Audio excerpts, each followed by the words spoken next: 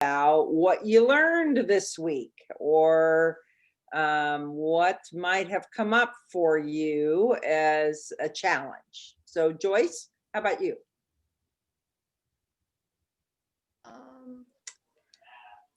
I guess my challenge actually was at the end. I wasn't sure how to end it. And so my mitten's a little lumpy because I did a Kitchener before I heard back from you.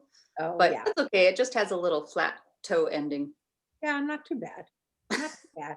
Well, yeah, it is actually a simple ending. It's just knit two together, kind of around, isn't it? So, okay, well, now your next one, you can maybe use the knit two around and see your Kitchener so you match. Right. Yeah. And I think I'll make them both lumpy. But... Yeah, right. That's okay. That's okay. Denise, how about you?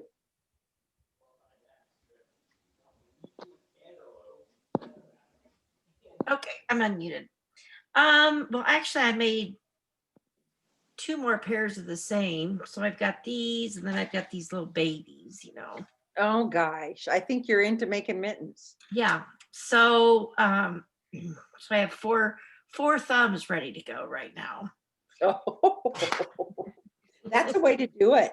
You know, when I teach socks, I have some folks that will knit a bunch of socks and then they'll come do their heels like boom, boom, boom, boom, boom, because then you really get that, you know, in your head when you're away from it for 4 weeks and then you come back, it's like, ah, so that's Yeah. kind of a good idea. Did you change how you were doing your, I ripped that all out.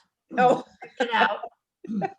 okay. I ripped it out, and then on my gusset, I did the first and the last. Each And one. could you see a difference? Yeah, I definitely could see a difference. The only part is that, like this one on the side, I feel like it's a little gappy there on that gusset side. Okay. I don't know. You know, I'm usually a tight knitter, so. You are. Were you doing a stitch before you made your turn on the magic loop? Did you do that? You weren't Yes, doing. I kept one on the end. Okay. All right. Yep. All right. Yep. Now I'm not quite sure what might be causing that. We were having a whole bunch of trouble with folks before they were leaving that stitch in the middle. And when I knit this mitten, I just put the thumb right in the middle of the project. I mean, who says it has to be on the end, right? Yeah. You're knitting a tube. So you could put it right in the middle of your 12 stitches. And then you're not, and I kind of have to say my thumb looks the best of any that I've done. So you do have to right in the middle. You put it right in the middle. Yeah, I did. Because it's equal all the way around. Yeah. Equal all the way around. And there's no right or left, you know, it's not like it goes one way or leans this way or leans that way. And even the top of it is just knit 6, knit 2 together, knit 6, knit 2 together. So there's not even, you know, sometimes you'll do like a knit 2 together, SSK, knit 2 together, SSK, that creates more of that, a squared up kind of thing. And this is just around and around. So there's really nothing that requires you to, you can put that thumb wherever you want to, because you're going to end up, it's a circle. Okay, Paula, how about you? Nope.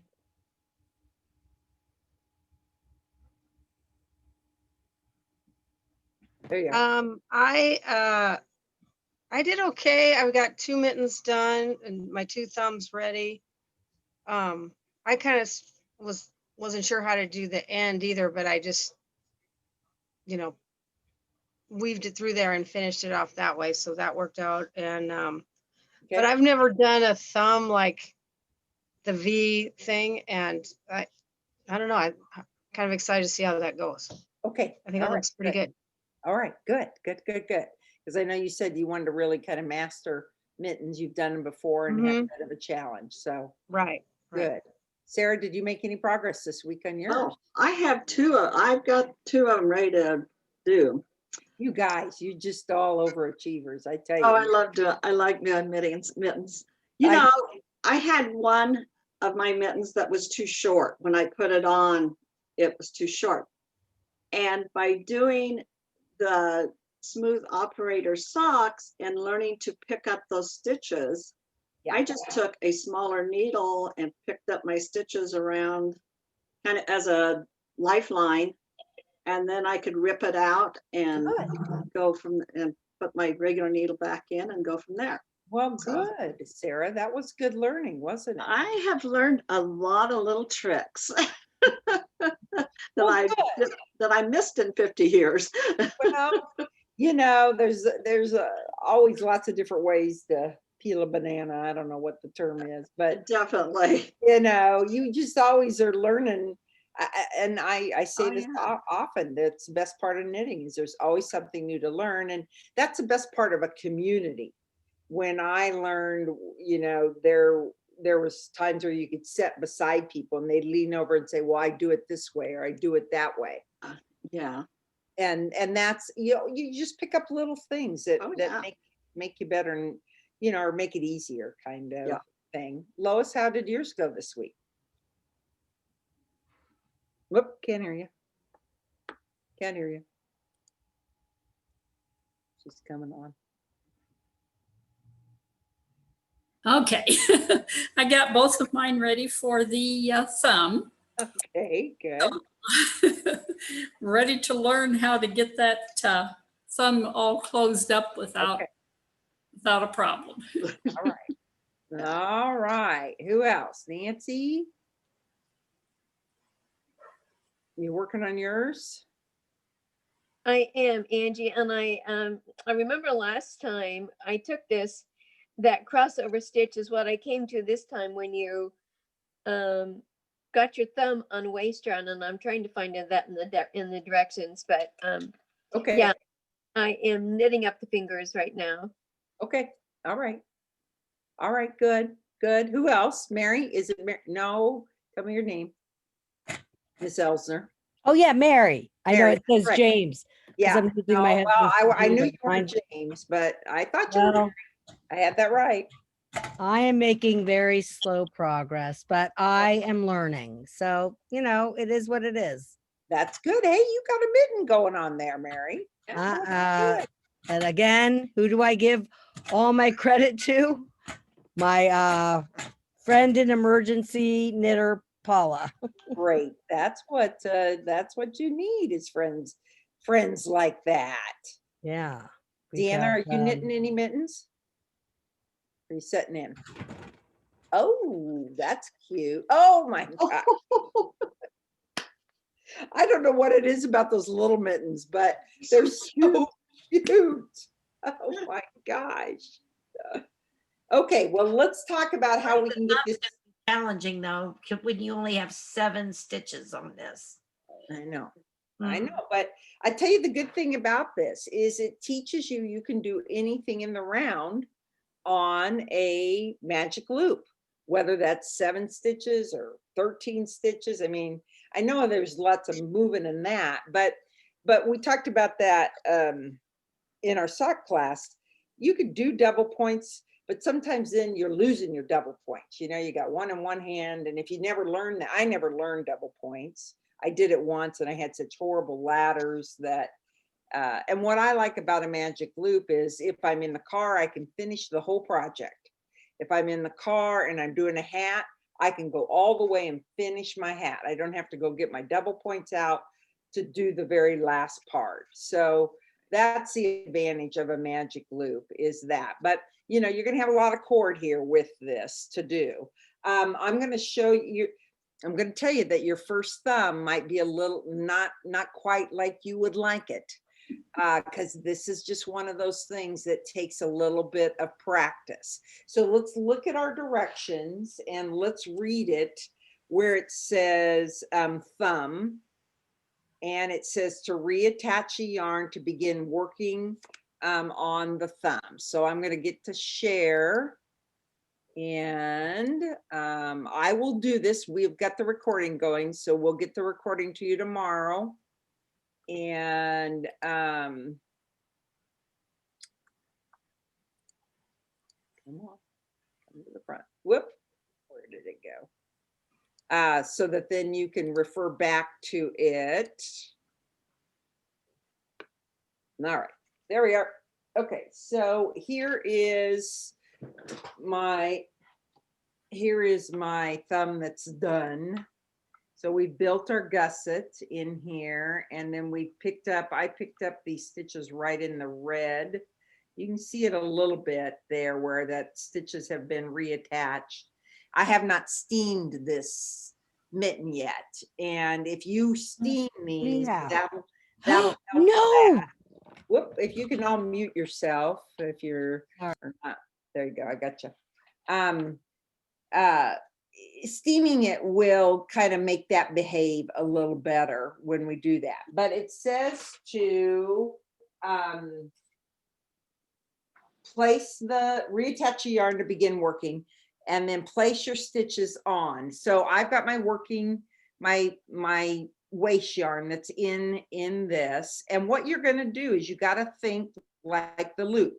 So I've got 15 stitches on here. So I'm going to pick up 7 stitches, 2, 4, 6, 7.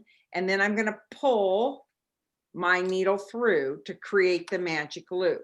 So you can do this with me or you can watch it, however is easiest for you. Sometimes I know when you're doing it, then you're not, maybe paying as much attention. But I'm going to create, now I'm going to come back through these 8 stitches.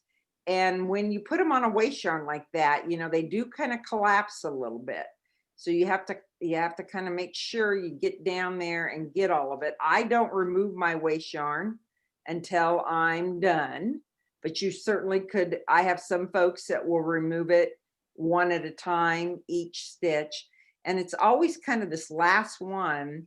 You see how he gets kind of buried down in there? You have to dig down in there and find him because he's losing his height because the yarn is the waist yarn I have him on is a sock yarn. Okay, so you see I've got 7 stitches and 8 stitches. I've created my magic loop. All right. Now I will pull out my waist yarn and it should pretty much come out however you want to. So you just pull it out because it's on the needles. So I'm set up. I'm ready to go. I'm just like I normally would be with a magic loop. Okay. Now it says to reattach that yarn. And knit to the end of the round. And so I think that's a good method to do is because we're going to pick up some stitches, but I think it's good to get a round on you. So just leave your yarn out here. You don't have to tuck it in yet. We'll tuck that in here in a minute. And so we're going to knit around. Sometimes when we pick up our stitches, maybe we get it on there wrong. Have you ever noticed that you try to knit into your stitch and you're like, oh, I can't get in there right because I'm going to flip this one and show you the wrong leg. So the left leg is in front instead of the right. And so you try to put your needle in there and that doesn't work. One of the things you can do is you just knit through the back loop and that turns that around beautifully. So when I first started knitting, I was turning all those stitches around and then somebody leaned over and said, if you knit through the back loop, it turns it right around. So I've knit my 7 stitches here. Okay, I've done that first. So I pinch, I turn it, I push, push, push, and then I'm ready to pull it out. So I'm always gonna give this little guy a tug. This is where I added the yarn in. Tug and snug and tug, not tight, because sometimes you'll lose a stitch. And then I'm going to finish knitting these 8 stitches. So I'm going to do that first round around. Any questions or concerns? So far, so good? Yep. All right, that's good to hear. Okay, and here we are down to that last guy. And the part that's always a little hard about all this is there's always some ends. So see, we've cut off that end and he's sticking in there and he's sticking in there. And so again, snug them up. All right, so now we have knit, knit to the end of the round, and now it says pick up one stitch on the hand of the mitten. And she says, I pick up the stitch in the backward loop cast on, because remember we did that one backward loop cast on.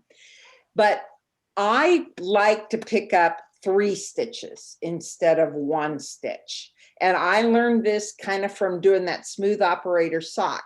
Same thing, if you pick up a little extra there and then you knit 2 together to get rid of them, you get it cinched up a little better. So let's look above this and see if we can figure out where we would pick that up, right? Because if we look, see if I can replicate it for you.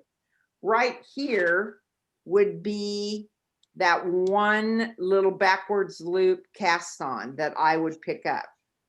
But look how far we are from that.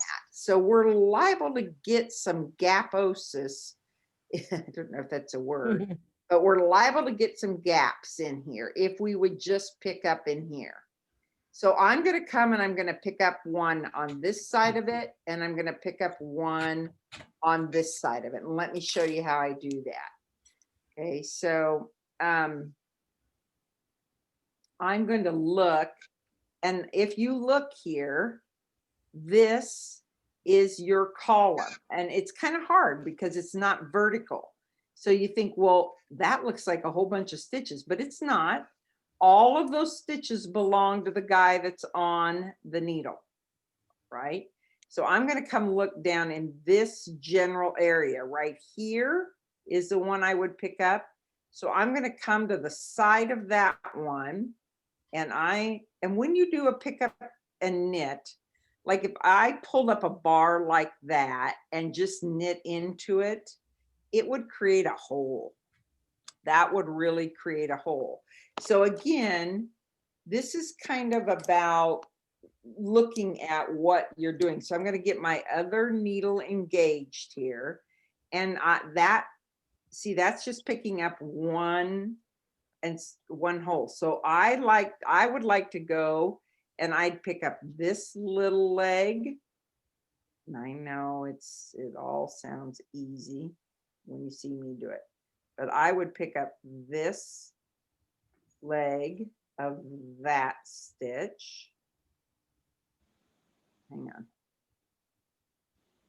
I'll get the right thing. There he is. That. Yep, I'm splitting it. So I'll take that whole guy. And then what I would do is I'm going to twist him. So I'm just going to give it a little bit of a twist, either front or back, and that tightens it even more. So see how it's twisted like that? And then I'm going to knit into that stitch. And that's a, find my yarn here. There we go. So there's one. Right now I'm going to go pick up that stitch that we cast on. And he's right here. Get rid of that. And again, you just kind of have to dig around to find. Because he's not real obvious, is he? Because it would look like, oh, maybe I should pick that up. So if I pick that up, do you see what a hole that would make in there? So you have to go down into like the stitch below. That's what we do in smooth operator, is we go down the stitch below, we get a leg. Okay, and then I'm going to get my needle. And again, I'm going to twist it on, and you could twist it front wise, back wise, whatever. It's just easier for me to come at it from behind. From here, maybe not. So I might even just do that, twist him on. I don't like how that looks. So you have to kind of examine it and say, don't like him. I'm going to pull it a little more. And then I'm going to twist it. I'm doing it physically. You could do it on your needles. And that little bit of twist cinches it up. And then I'm going to knit. I'm going to put him over here, and then I'm going to knit into him. There's my working yarn. Okay. There's 2. And then I'm going to turn my needle, and I'm going to magic loop. Sorry, I get gonna magic loop, but I got to pick up one more on this side. So if you have questions, just ask. So I'm going to pull this out, and now I'm going to look for, where is that? We're going to go get a stitch down lower.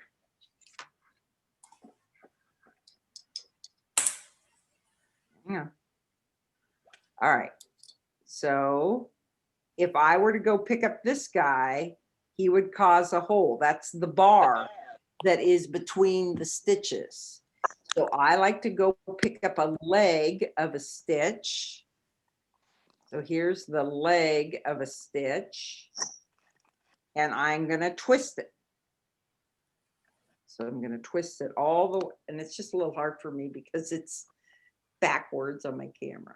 So I twist it all the way around. So you see how that's really twisted that up nicely? So Angie, would you say that you're picking up the inner or the outer leg? Like, you know what I mean? I guess it's the right and the left leg. I think it's kind of the outer leg, actually. You know, it's kind of right. It's out here on the, it would be, I'm not picking up a bar, but I'm picking up either the left leg or the right leg of a stitch. So either one. Yeah. Yeah. I kind of look for which one is easiest for me to get. And then I'm going to knit it together, and I'm going to give it a look and see if I like how he looks. And I think that looks pretty good, that one especially. See how nice that looks? And I think the real key to it is the twist, honestly, because we all just kind of pick them up, but it's when we twist them that just helps cinch that up as well. Okay. So let's see, our directions say to pick up one stitch on the hand and knit every round until the thumb measures. But we've got to get rid of these stitches, right? Because we should only have, we've got 2 extra stitches in there. So what we're going to do now on our next round is we're going to knit around just like we would knit our magic loop. And we don't have a marker in here, so you have to be a little bit, because if we have a marker in here, it doesn't stay on with the magic loop, right? Right.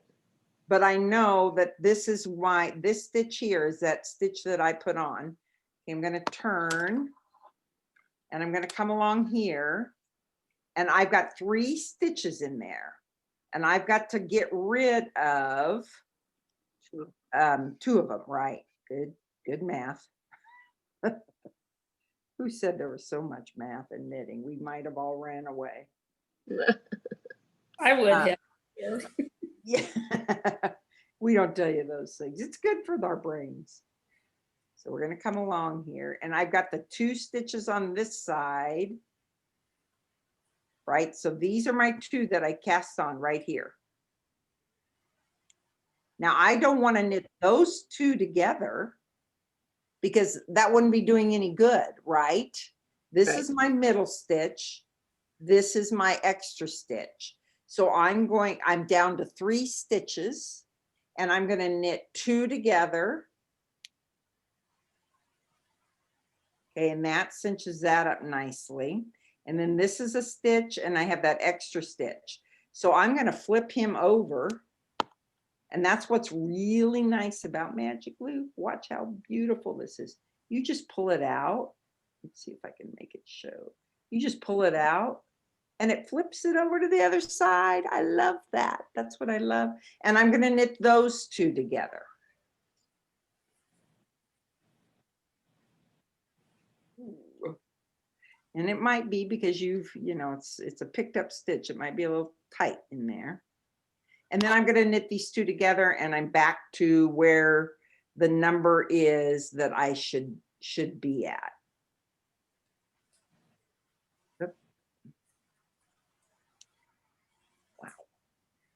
So just to clarify, you're knitting the 2 on the outside of the middle stitch and then knitting the middle stitch and then knitting the next 2, or you're knitting the middle stitch? The middle stitch with the very next one then. Okay. Yep, good question. Good question. Yeah, I got a little, so this was looking kind of funky, and it was looking funky because it's at darn where I added the yarn, so you always have to kind of come back. That's the disadvantage of like knitting my mittens where I knit all those colors. You always got to tug those things. They look great, but you got to always kind of be tugging them up. Because if you get a couple rounds around, then it's you can't go back. So you got to do it along the way. All right, let's go ahead and knit this around. And I think it tells you to knit them for 1.5 or whatever your inches are. So let me knit one more round and we'll give it a look and see if we like the looks of it. And you know what? It doesn't matter that you have the exact, I got a whole bunch of stitches on this side of the needle. It's all right. It doesn't have to be perfectly even. This isn't something that has to be exactly even and right. In fact, I only got 4, 4 on this side, but I'm going, I'm not going to stop. Not going to stop. This looks pretty good. One more stitch than what we had on our waist yarn, right? When we That's correct. That's correct, Lois. Yes, you should come ahead with 1. You should gain 1 stitch, even though we've added the 3. But that's just a little tip and a technique anytime you're adding a stitch. So I've got a little bit of a loose, it looks like I got a runaway stitch there. I might have to go back and look at that. I got a little bit of a hole, but not really too bad. That looks pretty darn good for doing it through the camera. You can see right there. I think I've got a loose stitch, honestly. I think I've got something running away. So I'm going to have to go back and give that a look. But that's how I like to pick up for those stitches. And then you're just going to go round and round on your little thumber there. And it says, knit every round until the thumb measures 1.75, 2 inches, or 1 round shorter than the desired length of the thumb. So the question is, where is that measured from? Is it measured from here? hope not. Or is it measured from here? What do you think? It's measured from the top. So it's measured from right here. So this would be where your 1.5 inches or 2 inches would be, because this is your gusset. So your thumb, we're really starting our measurement from right where we added in the yarn. And I really like, I know if you're not making them for yourself or you're making them for somebody, but if you're making some for yourself, try it on. Like my mitten is 3.5 inches instead of 4 inches. So the pattern calls for 4.5 inches. And that, I don't like that long of a mitten. I like the mitten to fit just right up to the top of my fingers. And then let's say that you do that, you could maybe make that little adaptation if you're knitting them for somebody else. I think her mitten pattern is a smidge long for mittens, but gosh, if you're making them for a kiddo, they could grow into them. And then, if you got a little extra length on there, they'll be able to. How did everybody do? Pretty good. Let's stop our share and let me see your faces. See how you're all looking down. So that's maybe you're concentrating. Nancy? And I have a question, but and I'm sorry to bring you back. It's at the top of the second column, on the sum page I got this funky looking stitch, and I'm gonna rip back to it, but it is when you cast on 1 stitch in the backward loop, okay, and at the end of the round and over the gusset. And I think that's where I'm ripping back, because that's where this stitch came from. So I did something wrong. I'm got to knit back there, because when it said cast on 1 backwards loop at the end of the round and over the gusset, Mhm. I thought I went from this side to this side because these are out of play right now. But I got a kind of a long little stitch right here that I'm Yeah. gonna rep back to, because that stitch will bug me, Yeah. and so I need to go back and see what I did wrong there. But when it said cast over the gusset, it kind of asked us to close this It space does. bit, It but does.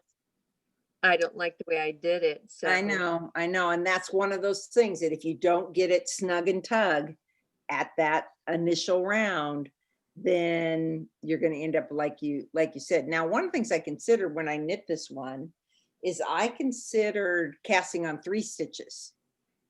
Why instead of casting on 1, what if we cast on 3 stitches? But then picked them up. But you'd have to get rid of them so that your mitten then is the right size. So I didn't do the 3 stitches cast on, but I got to think about it again to think if that might work well. Did anybody get your stitch picked up? How did it work for you?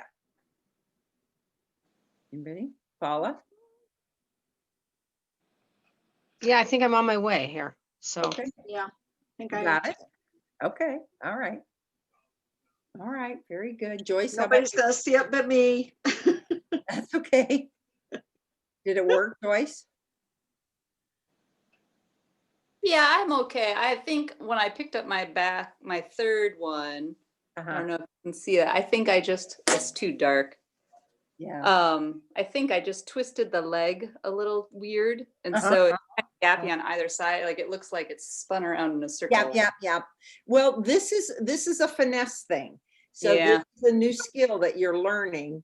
And, I did mine on the first class and I took mine back after I had done it, after I looked at it in the daylight because it's not. And so, do a couple rows and if My tail and like fill in those holes actually. And you that's can. You can. I mean, as long as you don't have like a huge pencil size gap, if there's just a little, you can weave that in, and that weaving will really correct a lot of things. But this is just take some practice to learn to pick those legs up and twist them right and see how you like it, and you just get better. I remember when I did my socks this way. Oh my gosh, they look like little, all That's twisted I have up. little crossed fingers. It's exactly what it looks like. Yeah, But when yeah.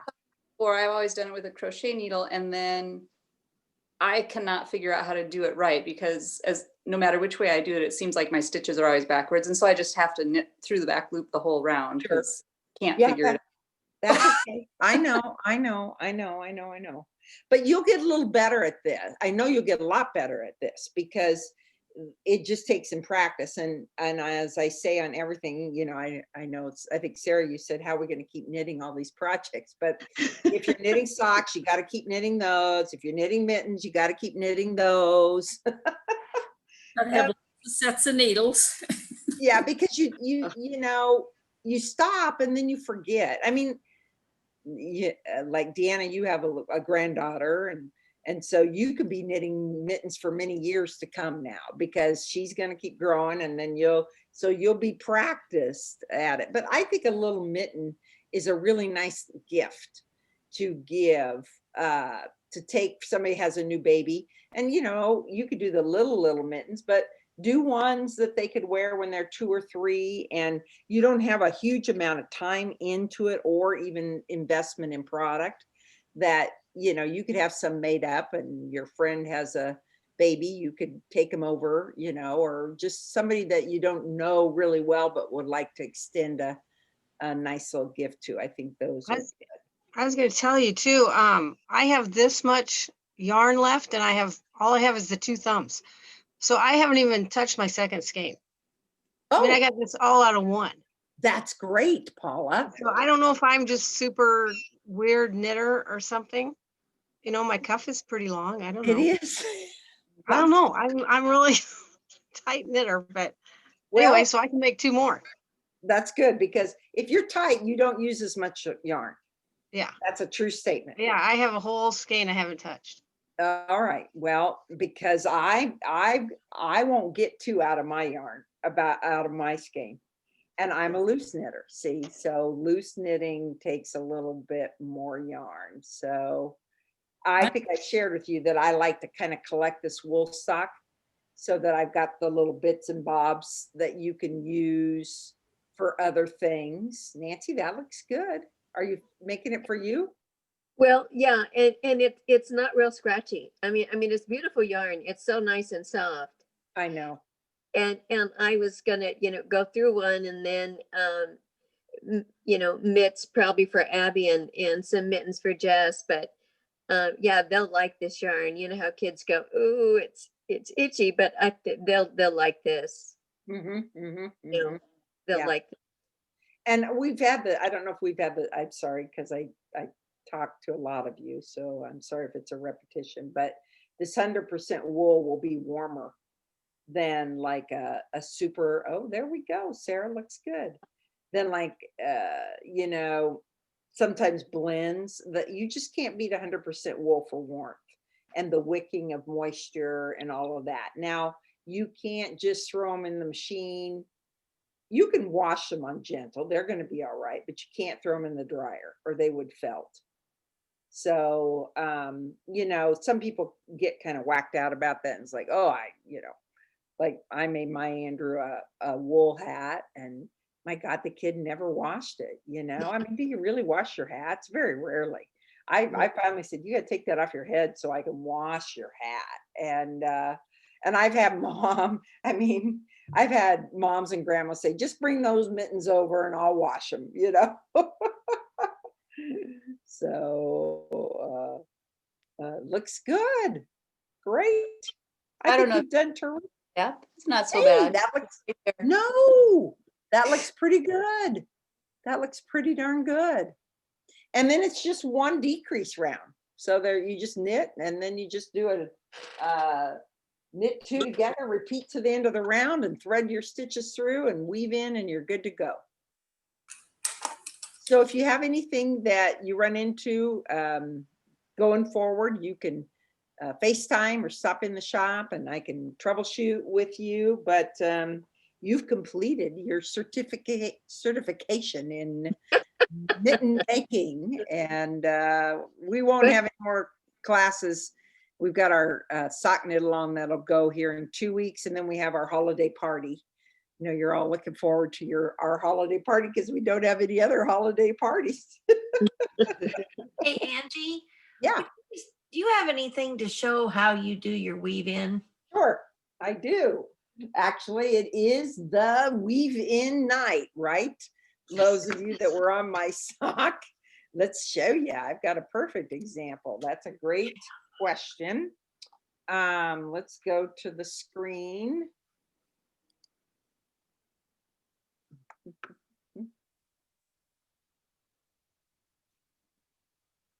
Okay. Who would think what we could do with our phones? I like to weave in with a sharp needle. So I carry these at the shop. They're John James. And a lot of folks say, well, I got those at home, but you don't have them at home unless you bought them because you might not have the large eye. So you have needles at home, I'm sure, but you couldn't begin to get yarn through them, some of them. I mean, I can't hardly get thread through them. So they're like 275 and they're sharps. So some people will weave in with a darning needle, but I always weave in all of my projects with this needle. So we got a few examples we can show you here with this sock or this mitten, 39 of them to be exact. Oh my God. And one of the things that you want to do is you want to kind of look and you want to say, like, let's look here at this green and white one. And I'm going to look at it and I'm going to take you up closer and I'm going to say, if I go one way or the other way, does that look better? This one isn't as good as examples I had before, but here's maybe a little better one. You could see, oh, there's a little bit of a hole. So I'm always going to look at things and then I'm going to say, if I go that way, that's going to close that up versus if I go this way, right? So I'm probably going to go this way with the green one, and I'm going to come this way with the gray one. So I always give it a little bit of a look. And then when you thread your yarn, it's really, don't try to do this. You'll be there a half an hour doing that. So you put it over. I've been washing my hands all day. You put your yarn over the eye of the needle, pinch it like that, pull the needle out, don't peek. Because if you peek, guess what? You open it up and you can't get it in. Seriously. So you go like this, you put it over, you pinch, and then you just keep your index finger and thumb closed, and you put the eye of the needle down through there, and it threads. Oop, hang on, I'm close. Whoop. And sometimes you got to try again. So you go through, and you just, there it goes. There we go. That's how I can get my yarn thread. So I'm going to go this direction, and I like to run with the direction of the stitches, and because I want to close that little bit of a hole there. So I'm going to pick up a little bite of thread, a bite of yarn, and then I'm going to come to this, and I'm going to pick up a bite there. Just a little, don't go all the way down through your stitch. Just a little bit of little bite of wool, a little bite here, a little bite here, like that. And about 3/4 of an inch. Okay. And then you're going to pull it through. And pull it through. And you could pull it really tight, but then give it a tug back, so that it's not, just give it a tug back. And then the key is to come back through that yarn that you've woven in. But I'm not just going to come directly back through. I'm going to maybe come to the side of it, and I'm going to go like that, and then I'm going to twist my needle. I'm going to come like that, and I'm going to twist my needle. I'm going to come like that, and again, just picking up little bites of yarn, and then I'll pull it through. And you can feel when you pull it through that you've got a nice kind of secure go. Oh, look at that. That's nice. And then I give it another little tug back. Look, you can hardly see how that's woven in. Now, one other thing that you might want to do is give it a look on the other side. So it's, I know it's a hassle to do that. Oh, look how nice that looks. Super nice. So, you want to make it look good. So give it a look on the other side. Don't just do it all on the back side. You got to look on the other side. And then I do trim mine tight. So I don't like, I know some people leave a little more there, but I do. Oh, I snipped the wrong one. That'd have been sad. I think I did this one, didn't I? I would put that guy there. There we go. Okay. And that's how I weave my ends in. So if you're doing a wool fiber like this, wool fiber has scales. And so when you split those yarns like that, then those yarns start to adhere to each other. They kind of grab each other. They felt together a bit. And that'll help keep those ends from popping out. If you're knitting with acrylic, you're really going to have trouble keeping your ends in because there's nothing to grab there because it's polyester. And so you can do that, but you're going to have a little bit more trouble than you would when you do a wool weave in like that. So I know I've seen some folks will come in with, I just don't use these at all. I know we have them, but look how big that is. And that's just really too big. You might use it with a bulky weight yarn, but I've had some folks that will, I think there are tutorials out there. They show you to go like this and then to come down all the way and then come back up all the way. You know, I don't think you want to leave a lot of fabric in there. You want that to be kind of nice and smooth. And that's why the little sharp needle works better, because you can bite into that yarn. Anybody else have tips for weaving in? Questions? I think that works really well that way, Angie. Because those yarn fibers just kind of blend with each other and that doesn't come out. It works well like that. It does. And all of my weaving is done that way. My sock yarn, everything except the big bulky yarn, which I showed in socks. So something like this bulky yarn, then I would come back and use the bigger, because you can't get it threaded through the needle. And it's not as easy to embed. It's more of kind of whipping and winding or this is Rowan's, and it will split and you can kind of work it in that way. But sometimes with that bulky yarn, you're not going to get, you might weave a little longer than an inch, definitely, for sure, because it'll ping on you, it'll pop. Do you ever take that heavy yarn and split it before you weave it in? Absolutely, Lois, you could definitely do that. And that's sometimes you'll hear knitters talk about spit splicing. And so you can take that big yarn. You can even take our yarn that we're using. Like, let's say you're going to do a join and you're going to join. I don't ever do it. But some people split their yarns and they put their spit on it and they roll it. And then, but yeah, to join your yarn, your second working yarn, I guess that would be another class. I wouldn't be able to teach it because I don't do that, but I could learn it. But I'll find one of my staff that does it. But yeah, Lois, that's a great idea. Split that out and you can weave them both in. And, Yeah, you know, one of directions. Yeah, different directions. One of a lot of new knitters will say, don't I just tie the knot? Don't I just tie the knot? And, you know, one of the things I learned early on is there's no knots in knitting. You know, you're not really supposed to just tie your yarn in and go. And because it's going to leave a bump in there, you know, and there's a chance that can come untied too.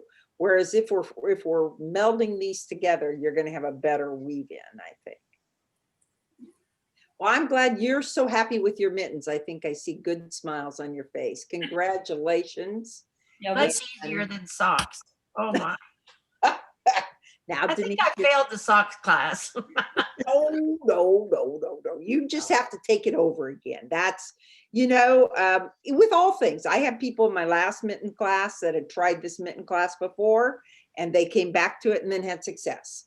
So don't be discouraged with your mittens. Deanna can tell you she knit how many socks?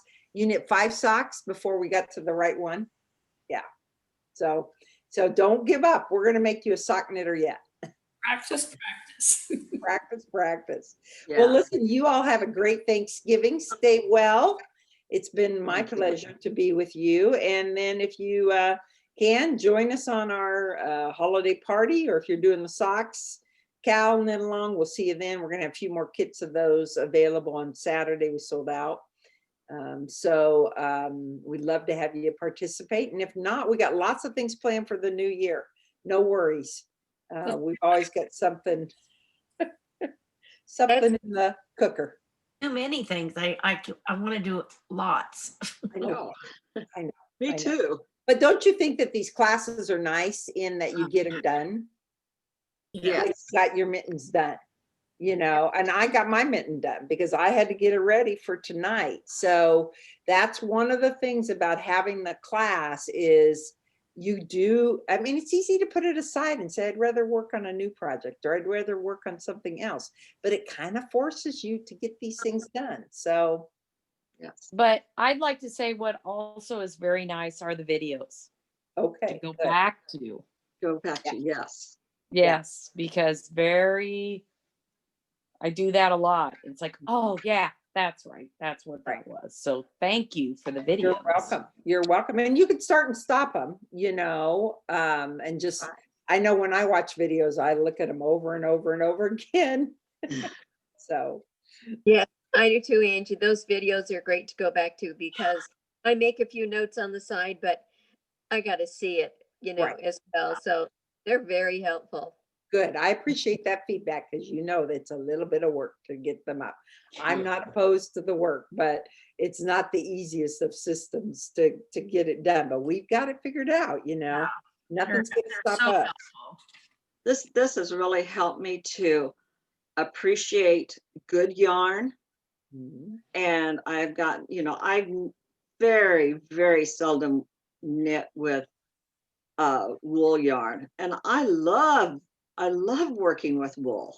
It's just, it has just, I'm changed. Well, very nice, I do. Sarah. I just have, you know, have a new appreciation, and I've been knitting for many, many years, and I just have a new appreciation for the nicer yarns and the wools. Oh, well, good, Sarah. Yeah. That's good. You know,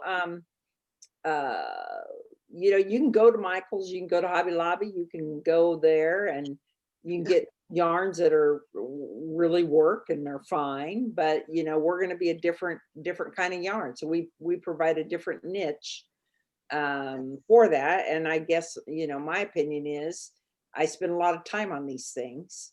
And there's a place for those other yarns, absolutely. But you know, I spend a lot of time on them, and furthermore, I need to find pleasure in it as well. So it needs to. I like it to feel good. I like it to look good. I like the color. The color is super important to me. I mean, I've knit with some colors I don't like, and I don't even want to finish the project. Right? So Yeah. there's more to it, you know, the tactile and the visual experience of everything. So I'm glad, Sarah, I'm glad that you have found us, and you just found us.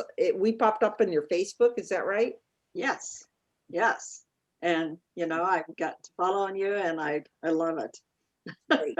Oh, we love that you're part of our family too. So love that all of you, you know, we got new faces, and Oh yeah. it's just fabulous. I'm just really pleased with, as much as this isn't fun to stay home and, you know, we got to get this going the other direction. I don't think our Zoom classes will go away. You know, I just don't think they'll go away. I think Well, they're I like them, especially in the winter, because when I get home from work, because I work all, you know, during the day, the last thing I want to do is get in the car and then go drive to a class. right. You know, I can go put my comfies on and sit here and learn, you know, do classes. So especially in the winter, because it's Exactly. cold and it's yucky. Well, And and for us, I live 90 miles away, so Right. Yeah. I wouldn't Same with come to a me. lot of these classes. So yeah. Yeah. Good. Well, that's going to be our upside of everything. And you know, when you're done, you can go pour your glass of wine, or you can get in your jammies and go to bed, or you know. You can come to class in your jammies too. What, Nancy? You can come to class in your jammies Oh, if yeah. you want. Yes, Oh, that's yes. an idea. We could have a pajama party. Yes, that's right. Okay. I'll put it. Creature put- behind you there, Angie. What? Who's your little creature behind you? Oh, that's Millie. There she is. There she's sleeping. You know me and the dogs, so. Yeah, I know, Lois. Those Yeah, really- you caught Millie. This is her space. And then when it was light out, whenever I'd be done, she'd be like, "Rrr, rrr." She'd know, because then it would be walk time. And she would hear my voice. She would know that the session was over, and she would be right up. But she's crashed out now because we have to do our walk early now that it gets dark. But she's my Good little friend. yeah, she knows all about knitting too. Yes. And you know, her favorite thing to lay on is my knitting. She doesn't bother it, but if it's on the floor, that's where she likes to lay. So yes, That's Millie the dog. Good catch, Lois. I know Lois is a good dog girl. All right, everyone, have a happy Thanksgiving. We appreciate you. Thank you so All much. right, Thank you. Thank you. thanks. Bye-bye. Bye. Bye-bye. Bye-bye.